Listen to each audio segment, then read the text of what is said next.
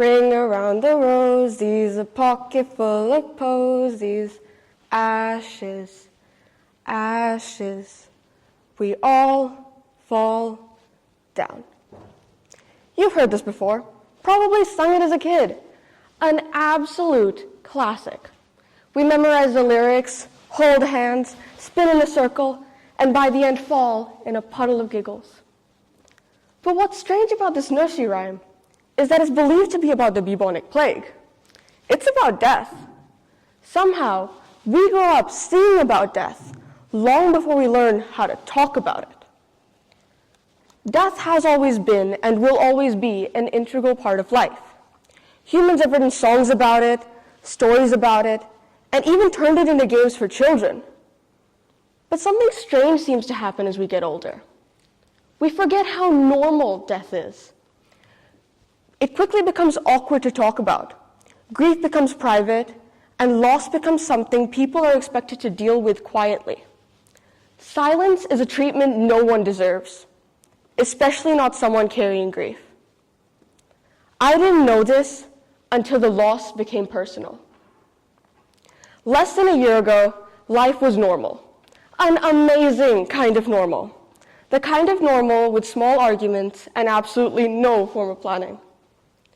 The kind of normal where I didn't have to think about life without someone I love. My normal revolved around my family, more specifically my parents, and even more specifically, my dad. He was the kind of person who found excitement in the most ordinary parts of life. He carried this almost unnatural amount of energy into everything he did. He pushed himself constantly, whether that was in his work as a doctor, in his fitness, or in the way he showed up for people. As a father, a husband, a brother, a son, and a friend. There was nothing in the world that could slow him down. At least that's what we all believed. Metastatic leiomyosarcoma of the small intestine, liver, and lungs is an extremely rare and aggressive form of cancer that affects only 1 in a million per year. And for 15 years of my life, that statistic was never important. That was until it ripped apart the fabric of my reality forever. After 7 months of back and forth through different continents and several treatments, 2 weeks after school at Cardiff Sixth Form started, on the 18th of September 2025, at 10:27 a.m., I saw my dad take his last breath.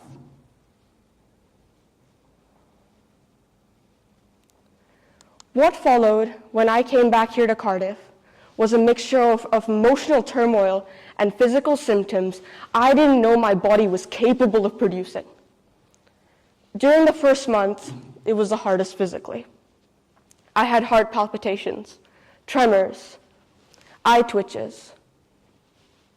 Along with this, I became extremely restless, on edge, and unusually jumpy, scared by any and every sound, no matter how ordinary. People walking past would startle me. And the flashbacks, they were nothing like how I imagined. I had always thought flashbacks were something added to stories for drama, a simple literary device that most readers and writers had become used to. But when I closed my eyes, I could see my dad in that hospital bed with an intensity that felt so close to something real. During this time, I started having vivid dreams about my dad. The morning after these dreams, I would be lost, unable to carry out normal tasks. It was this extreme whiplash kind of sensation. During the second month, my appetite and sleep cycle started falling apart. I could not fall asleep or stay asleep for the life of me. My friend sent me a link, and for the next few weeks, I filled the emptiness of the night with background sounds such as cafe and rain. Eventually, even that stopped working, and I was left with the emptiness and darkness of my room. What surprised me most was that as time went by, the obvious symptoms faded, They didn't disappear, but instead changed, evolved into something that was so new, so unpredictable. During this time, I lost the ability to carry out normal tasks. It was this extreme sensation of just mental paralysis. Dishes and laundry went untouched. Food rotted in my room, and my living space slowly started to reflect this lack of energy. My schoolwork suffered too. Homework became something I avoided almost entirely. Not out of laziness, but because I simply couldn't access the motivation it required. At the same time, I was constantly sick. Runny nose, cough, sore throat, one after another. It felt like my body was failing at the most basic level. But there were reasons for this. Actual, biological reasons.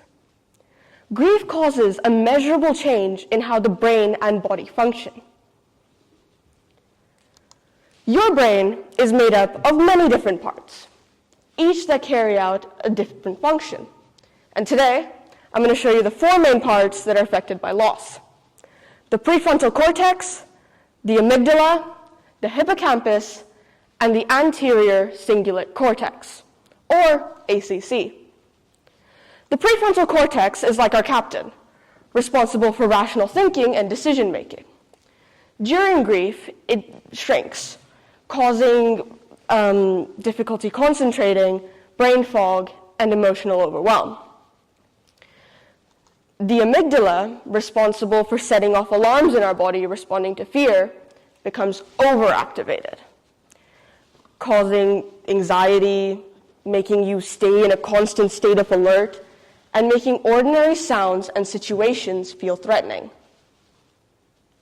The hippocampus is like our personal librarian, responsible for memory and learning.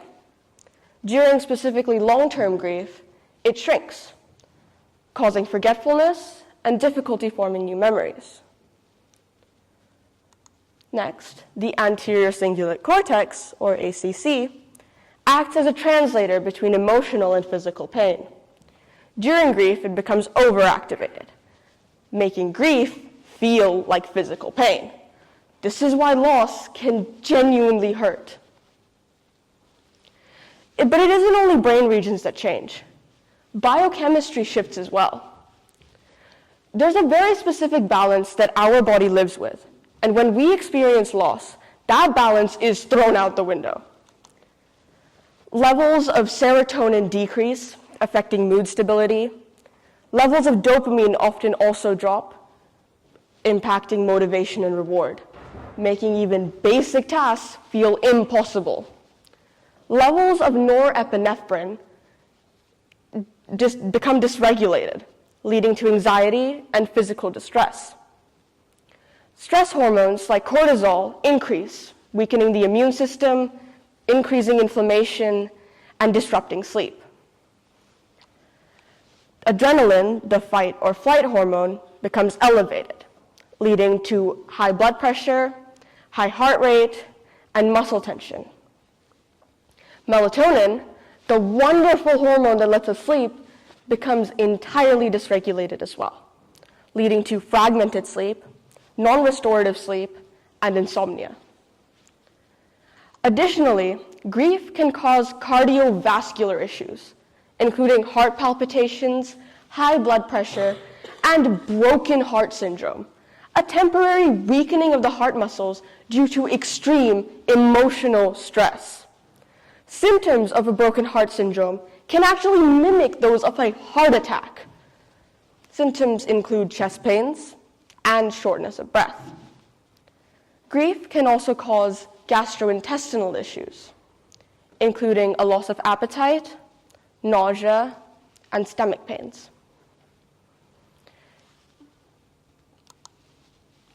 I'm telling you this because when grief arrives, and it will likely be messy, unorganized, and complicated.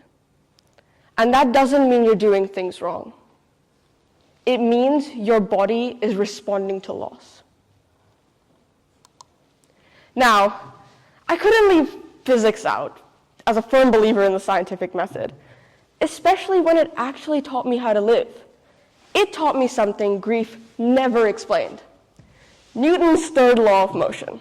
Every action has an equal and opposite reaction. If an example of this law would be if I threw a ball at that wall, it would bounce back with the same amount of energy I threw it with, assuming that the wall doesn't absorb any of the ball's energy. In a real-life scenario, the wall would absorb some of the energy, but that is a talk for a different day. Now, I have definitely been thrown at a wall, a very painful wall. But I have to bounce back, right? Maybe not now, but later I have to. Now, I've never exactly been the patient one, so why should I wait? I mean, humans have been grieving since the beginning of our existence, and yet no one ever hands you instructions. No manual, no guide.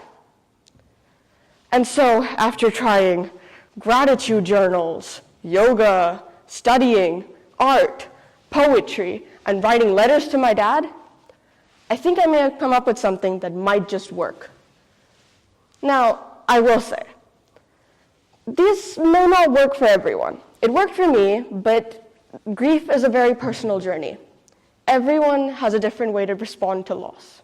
There is no right or wrong way. With this being said, let's move on to my 3 simple rules that helped me when things got worse than I ever imagined. Rule number 1, let things be messy. Grief follows no rules, timeline, or productivity plan. It doesn't take a break. You may sleep until 4 p.m. the day before your biology mock. You may randomly start crying. Some days you will feel on top of the world, and it's important to know that tomorrow may not be the same. None of that means you're doing grief wrong.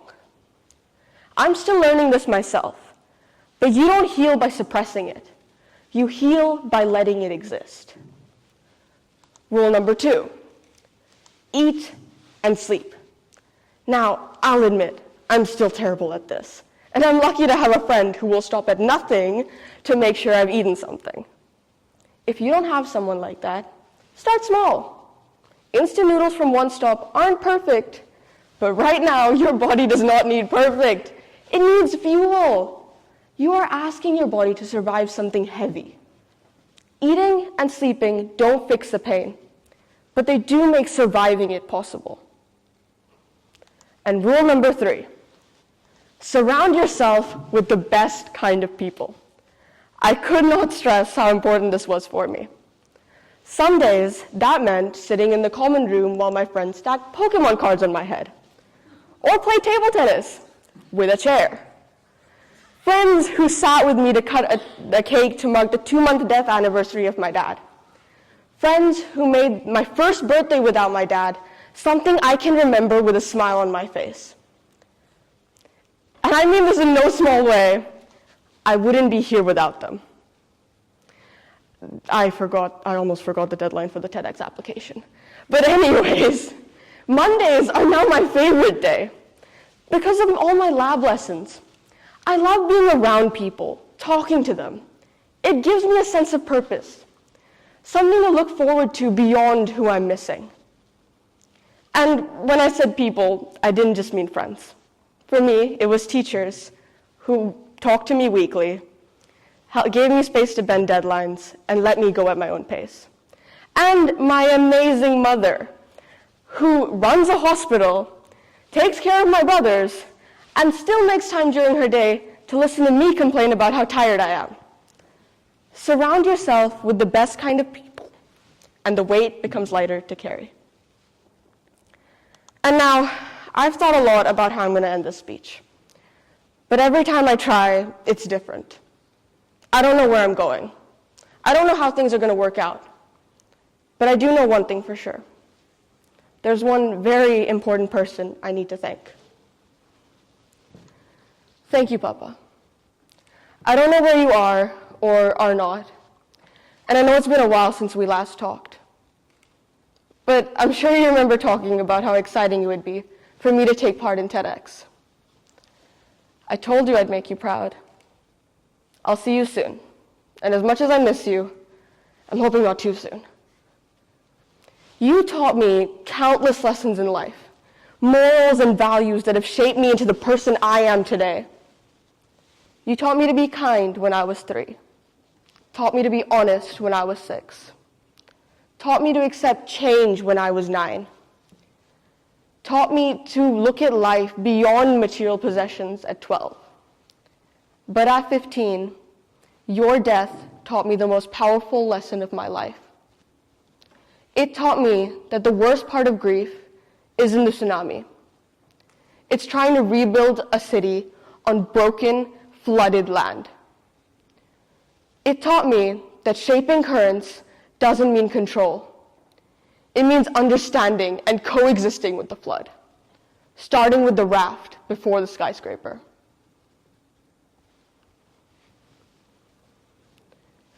And so, if you remember nothing else from today, remember this. Statistics show that 100% of people will experience loss in their lifetimes. It may slow you down and change you completely, but I promise you can survive. Thank you.